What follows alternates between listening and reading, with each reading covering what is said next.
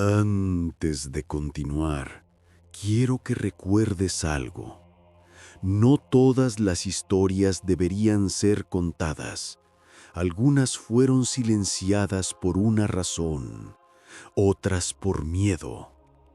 Soy Andal, y lo que estás a punto de escuchar ha sobrevivido al paso del tiempo, susurrado entre generaciones que juraron olvidarlo.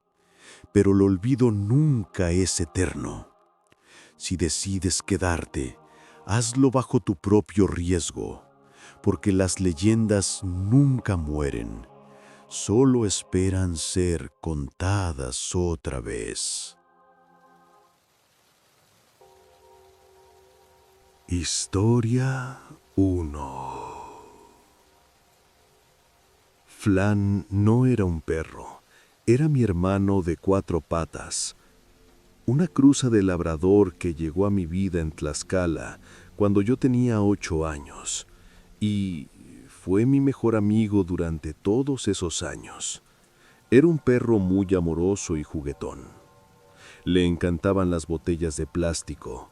Constantemente las sacaba de la basura para jugar con ellas. Era un perro muy activo y, cuando pasó los 12 años de vida, se volvió cada vez menos activo. El veterinario nos dijo que era normal por la edad de Flan.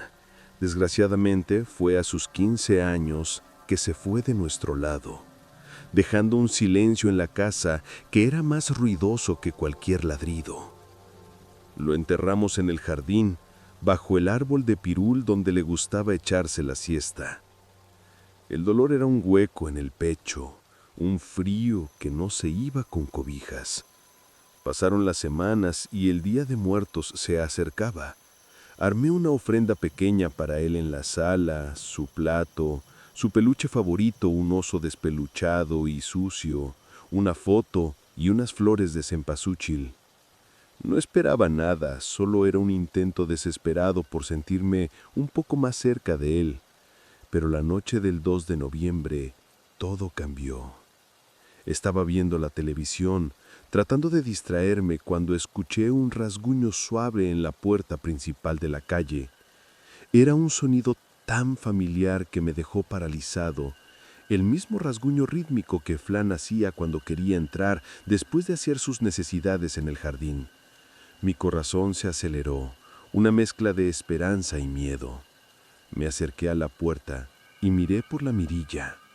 Ahí estaba, Flan, sentado en el frío cemento con la cabeza ladeada, mirando directamente a la puerta como si supiera que yo estaba del otro lado. Una oleada de alegría inmensa me recorrió. Estaba vivo. Quizás todo había sido un error o un mal sueño. Casi giro el picaporte, pero en el último segundo algo me detuvo. Sus ojos, los de Flan, eran cálidos, de un café miel lleno de vida. Los de este perro eran demasiado oscuros, casi completamente negros y no parpadeaban. Parecían 2 pozos de tinta. Debe ser el reflejo de la luz, me dije a mí mismo, negándome a aceptar la evidencia. El perro, al ver que no abría, se levantó y dio una vuelta en círculo, otro de sus hábitos clásicos, y luego se sentó de nuevo, emitiendo un pequeño lloriqueo. Era su lloriqueo. El sonido era idéntico. Extendió una pata y raspó la puerta de nuevo con esa insistencia que tanto le conocía. «Flan», susurré a través de la madera, mi voz temblorosa. La criatura respondió moviendo la cola, golpeándola contra el suelo del porche. Thump, thump, thump. El sonido era perfecto, pero entonces noté otro detalle: su cola. Flan movía la cola con un entusiasmo desbordado. Todo su cuerpo se envolvía en el movimiento. Esta cosa movía la cola de manera mecánica, rígida, no de alegría. El miedo empezó a ganarle terreno a la nostalgia. No abrí la puerta. Me quedé ahí observándolo a través del pequeño ojo de la mirilla durante lo que parecieron horas. Él no se movió de su sitio, Solo se quedó sentado mirando fijamente la puerta, esperando. Hacía frío afuera y verlo ahí solo me partía el corazón, pero un instinto profundo, primitivo, me gritaba que no cediera. Finalmente, cerca de 1 hora después, se levantó y en lugar de alejarse hacia el jardín, dio un paso más cerca de la puerta y apoyó su hocico contra la madera. No olía a perro mojado y tierra el olor de flan. Un olor penetrante y rancio, como el de carne pasada, se coló por la puerta. Fue entonces cuando supe, sin ninguna duda, que eso no era mi perro. Retrocedí de un salto, el corazón galopándome en el pecho. El ser afuera emitió un gruñido bajo, de frustración, y luego oí sus pasos alejándose. Cuando me atreví a mirar de nuevo, el porche estaba vacío. Al día siguiente le conté a mi abuela, por teléfono, casi sin poder creer mis propias palabras. Ella se quedó en silencio un momento y luego dijo con una seriedad que me heló: «Es un ser del monte, un ente que busca un hogar suplantando a un ser querido. Se alimenta de la soledad y el dolor. Hijo, por tu vida y por la paz de Flan, no le abras la puerta. Si lo dejas entrar, no será fácil sacarlo. Se hará más fuerte con tu tristeza y nunca podrás sacarlo. El verdadero Flan no puede descansar mientras este impostor ocupe su lugar». Sus palabras se clavaron en mí como un cuchillo. Esa noche el rasguño volvió, más fuerte, más insistente. Me acerqué y lo vi de nuevo. Esta vez su imitación era aún más perfecta, más desgarradoramente convincente. Hasta tenía una pequeña herida en la oreja que Flan se hizo una vez, pero los ojos seguían siendo esos pozos negros y vacíos. Y el olor, ese olor horrible, era inconfundible. Apoyé la frente en la puerta, llorando en silencio. «Lo siento, muchacho», dije, dirigiéndome al verdadero Flan, a donde quiera que estuviera. «Tú no eres mi perro», dije con una voz furiosa. La cosa afuera se detuvo, y entonces por primera vez habló. Usó la voz de mi mamá, que había fallecido hacía años. «Cariño, tengo frío. Déjame entrar», dijo con una dulzura espeluznante, y por lo bajo escuchaba cómo se reía. Esa cosa se estaba burlando de mí. Un escalofrío violento me recorrió. Grité golpeando la puerta desde adentro: «Vete, no eres bienvenido aquí». El ente emitió un sonido gutural. «Oh», y luego todo quedó en silencio. Pasaron varias noches sin que volviera, pero el miedo no se iba. Seguí el consejo de mi abuela. Limpié la casa con humo de copal, puse un crucifijo de madera en la puerta y preí para que el verdadero espíritu de Flan encontrara la luz. Una semana después, soñé con él. Soñé con Flan, con sus ojos de miel, corriendo por un campo soleado, jugando como cuando era un cachorro. Se detuvo, me miró y movió la cola con ese temblor de felicidad que lo caracterizaba. No dijo nada, pero no hacía falta. Su mirada lo decía todo. «Estoy bien». Desperté con el rostro húmedo de lágrimas, pero con una paz que no había sentido desde su partida. Esa noche, el rasguño no volvió. Nunca más. Ahora sé la verdad.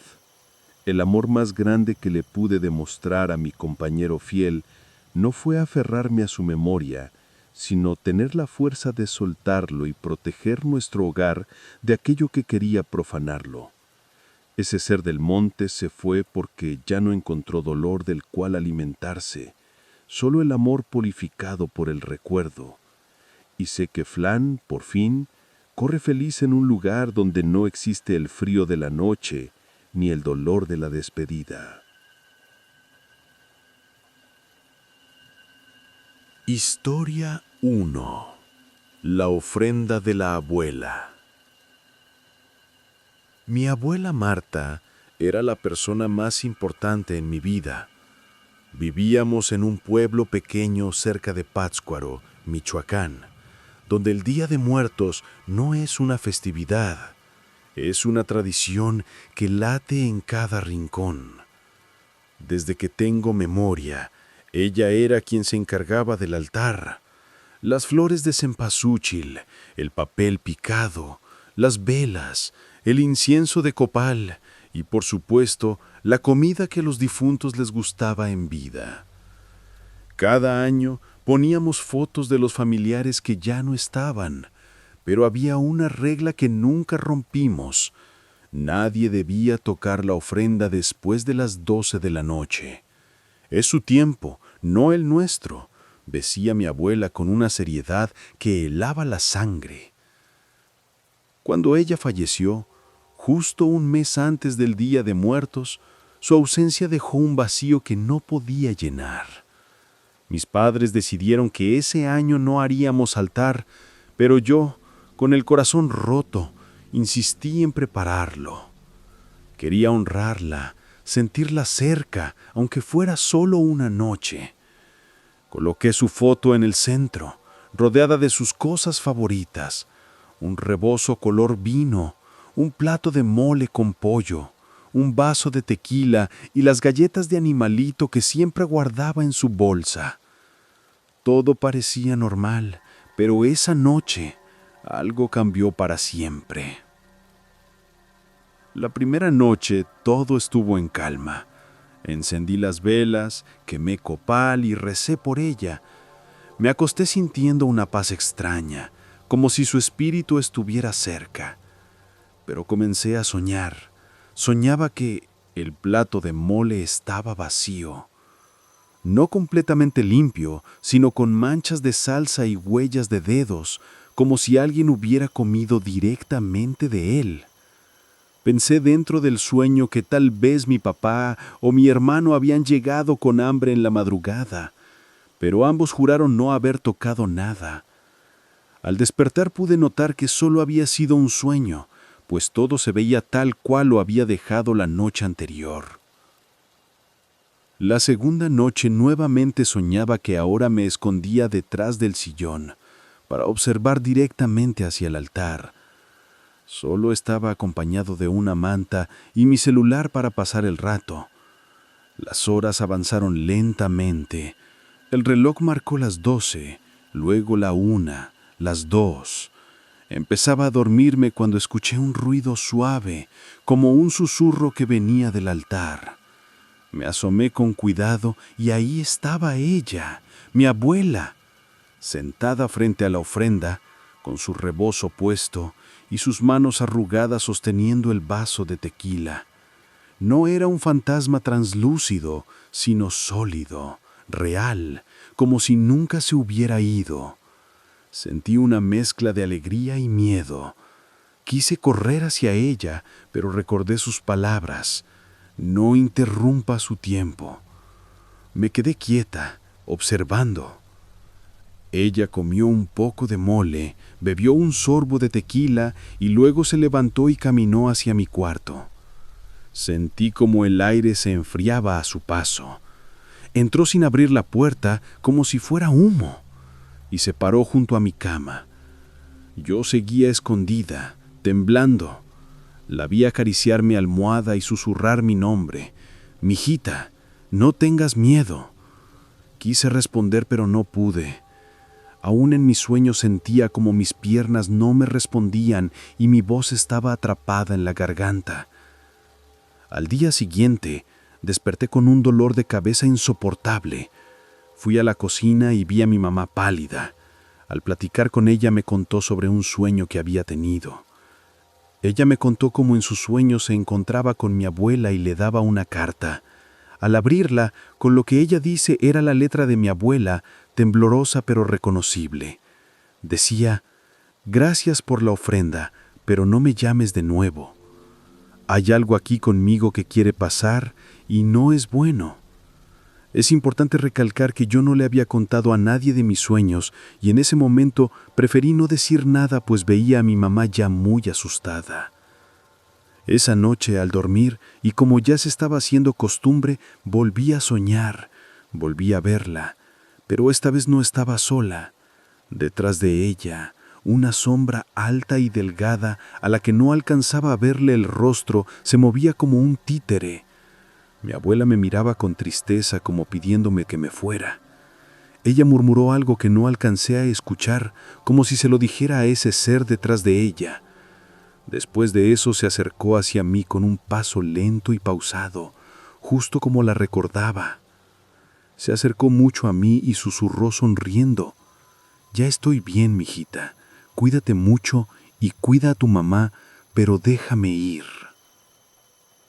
Desperté sobresaltada. Me tomé unos minutos en la cama. Después me paré y encendí todas las luces. Recé y cubrí el altar con una sábana. Al día siguiente, fui al panteón con flores y le pedí perdón a mi abuela por haber interrumpido su descanso. Esa noche, al dormir, dormí profundamente, pero no volví a soñar con ella. Mi mamá nunca más me volvió a comentar algo al respecto. Esto pasó hace 4 años, pero cada día de muerto siento su presencia, leve, como una caricia en el viento. Aprendí que el amor trasciende la muerte, pero también que hay límites que no debemos cruzar. A veces los que se fueron necesitan paz, no compañía.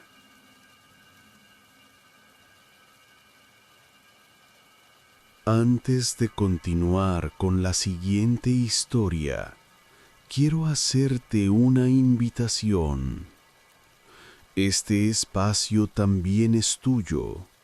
Si alguna vez has sentido lo inexplicable, si conoces una leyenda local o guardas una historia que aún te eriza la piel, compártela con nosotros.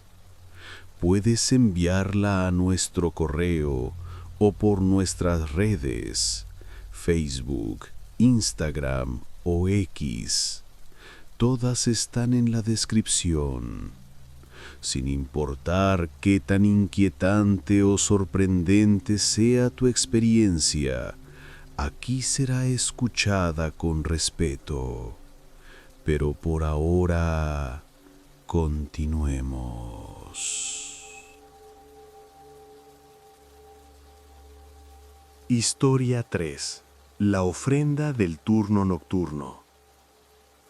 ¿Qué tal a todos? Mi nombre es Ricardo. Esta historia me sucedió hace unos 2 años cuando conseguí el trabajo de guardia de seguridad en empresa privada grande. Pensé que era mi oportunidad de estabilizarme. El edificio, ubicado en una buena zona de la capital del estado, era moderno, con paredes de cristal elegantes y sistemas de seguridad modernos. Mi turno era el nocturno, de 10 p.m. a 6 a.m., perfecto para estudiar para mis exámenes universitarios durante las horas de calma. La primera semana fue aburrida como esperaba. Rondas cada 2 horas, revisar cámaras y firmar un registro. Pero en mi tercera noche, durante una ronda rutinaria por el piso 9, el de recursos humanos, noté algo extraño en una de las salas de juntas vacías. La llamaban Sala Netzahualcóyotl. El nombre en este edificio no era extraño, pues otras salas tenían nombre parecidos, como Cuauhtémoc y demás personajes de la historia de México. Dentro de esta Sala Netzahualcóyotl, sobre la larga mesa de juntas, había un pequeño cuarto de limpieza, donde se guardaban trapeadores, escobas, recogedores. Sobre la puerta de este pequeño cuarto había un cristal, de esos que se usan en los baños que permiten pasar luz, pero todo se ve deformado y nada claro. Ahí alcancé a ver una luz encendida. Me pareció extraño. Al entrar vi que alguien había colocado una pequeña ofrenda. No era el típico altar de Día de Muertos con flores y calaveras de azúcar. Esto era más minimalista y siniestro. Un mantel negro, 3 velas negras sin encender y un cuenco de piedra lleno de un líquido oscuro y espeso que olía a hierbas amargas y a algo metálico, como cobre. Detrás, una fotografía en blanco y negro desenfocada de un grupo de personas con trajes de los años 70. No pude distinguir sus rostros. Informé por radio al jefe de seguridad, pues si alguien encendía esas velas, podrían activar los sensores de humo. «Ah, esa cosa», dijo con fastidio. «Es de la señora Margarita, la de la limpieza. Dice que es para protegernos. Déjela, no causa daño y ella es eficiente. Es mejor no meterse con sus supersticiones». A regañadientes acepté, pero cada vez que pasaba frente a esa sala sentía un frío repentino, como si alguien hubiera abierto una ventana invisible, y las cámaras de seguridad en el pasillo exterior siempre se pixeleaban brevemente cuando yo me acercaba a esa puerta. Una madrugada, alrededor de las 3 a.m., estaba en la cabina de seguridad revisando las grabaciones. Recordé que me habían reportado que la sala estaba siempre muy fría. Creían que alguien estaba dejando el aire acondicionado encendido a una temperatura menor a la que se indicaba. Me pidieron dar una vuelta para comprobar que el aire acondicionado estuviera apagado.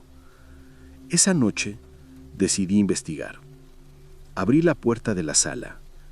El aire dentro era gélido y pesado. Al revisar vi que el aire acondicionado estaba apagado. Tomé una foto para enviarla como evidencia. Casi estaba por a punto de salir cuando vi que algo estaba encendido nuevamente en el cuarto de limpieza. Al abrirlo, vi las 3 velas negras en el altar. Estaban encendidas, aunque juré que no tenían mecha.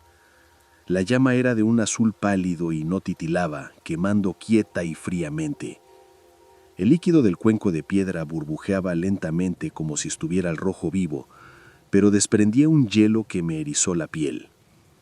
¿Y la foto? Ahora los rostros estaban más definidos.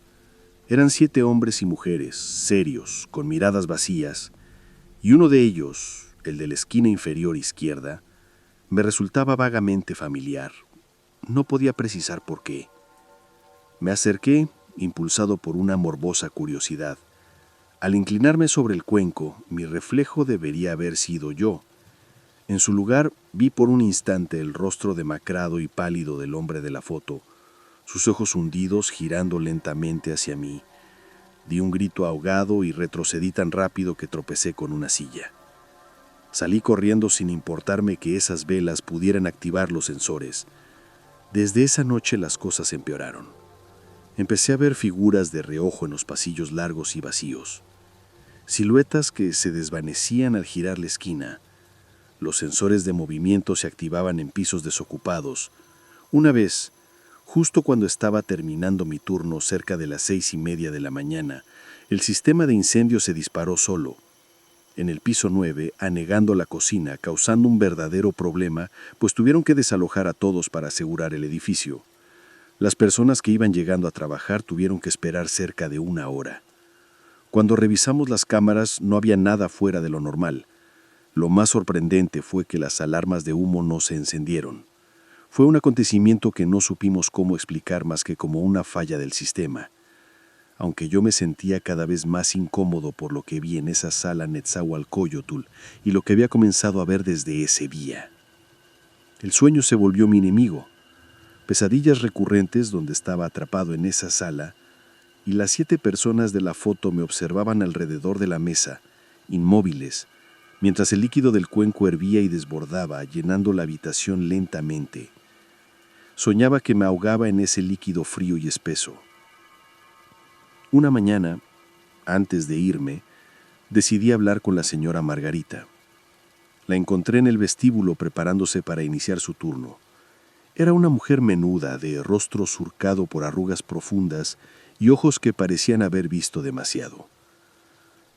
Le pregunté sobre el altar. Ella me miró con una mezcla de lástima y temor. «No es para protección, muchacho», susurró, mirando alrededor con recelo. «Es un pacto. Hace décadas, antes de que este edificio moderno existiera, aquí había una fábrica. Hubo un accidente, un incendio en el turno nocturno. 7 personas quedaron atrapadas. La empresa, para evitar el escándalo y la quiebra, selló las salidas y reconstruyó sobre los cimientos. El altar El altar es para mantenerlos tranquilos, para que no reclamen lo que es suyo. ¿Y la fotografía?, pregunté con la garganta seca. Es una advertencia, dijo ella, agachando la cabeza. Para los que vigilan de noche, a veces eligen a uno para molestarlo. Esa noche el miedo se transformó en pánico. Revisé archivos viejos de la ciudad en internet. Encontré una nota pequeña de 1978 sobre un incendio en una fábrica textil en esa misma dirección. 7 víctimas mortales. Y entonces, al ver las fotos de los fallecidos, el corazón se me heló. El hombre de la esquina de la foto, el que me resultaba vagamente familiar, era el primer guardia de seguridad nocturno que tuvo este edificio. Un hombre que, según los registros de la empresa, había renunciado abruptamente después de solo 3 meses en el puesto. Nadie supo más de él. La revelación me dejó helado. Ya no eran imaginaciones. Existía un patrón, una historia siniestra que se repetía. Decidí no confrontar directamente el altar. En cambio, una noche, llevé mi laptop a la cabina de seguridad y me puse a revisar las grabaciones de las cámaras que apuntaban al pasillo del piso 9, enfocándome en el horario de las 3 a.m. No vi fantasmas ni apariciones, pero lo que vi fue en cierto modo peor. En el video se me veía a mí mismo salir de la cabina y dirigirme hacia la sala Netzahualcóyotl. Iba caminando con una calma antinatural, con los ojos semiabiertos, como en estado de sonambulismo. Me detenía frente a la puerta cerrada y permanecía ahí de pie durante exactamente 12 minutos, inmóvil, mirando fijamente la madera. Luego daba media vuelta y regresaba a la cabina, donde me desplomaba sobre la silla para despertar minutos después sin memoria de lo sucedido. Estaba aterrado. No recordaba nada de eso. ¿Cuántas noches había estado haciendo eso sin saberlo? Esa misma madrugada, decidí grabarme con el celular mientras hacía mi ronda. Coloqué el teléfono en mi bolsa delantera de la camisa y activé la cámara. Todo transcurrió con normalidad, hasta que al pasar frente a la sala maldita, la pantalla del celular se bloqueó de pronto. Apenas estaba por ver por qué se había bloqueado cuando vi una sombra pasar. Pero era una sombra que no sé cómo explicarlo, pero se veía más negro que la oscuridad de ese cuarto. Me quedé paralizado, sin poder moverme, solo viendo esa sombra que lo único que hizo fue atravesar una de las delgadas paredes del cuartito de limpieza. Mentiría si digo todo lo que ocurrió. Mentiría si digo todo lo que ocurrió esa noche. Mi siguiente recuerdo es estar en la cabina, abrazando el teléfono, llorando desesperadamente. Marqué a mi supervisor, quien llegó en 1 hora.